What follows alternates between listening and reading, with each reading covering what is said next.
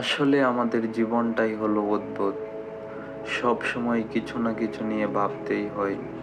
কখনো ফ্যামিলি নিয়ে তাদের মুখে হাসি ফোটানোর দায়িত্বটা যেন নিজ অজান্তেই চুপি চুপি কাঁধে এসে চেপে বসেছে।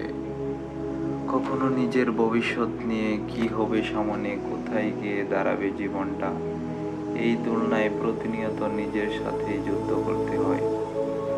আবার কখনো নিজের স্বপ্ন নিয়ে, যেগুলোর জন্য বেঁচে থাকাটা অর্থবোধক লাগে, কিন্তু সেগুলোই যেন হাতছানি দিয়ে দূরে সরে যায় বারবার।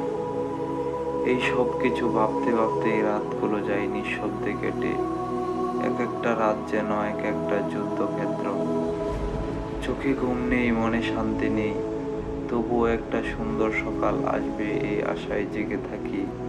কিন্তু সে সকাল যেন কেবল ওই অপেক্ষাই রাখে।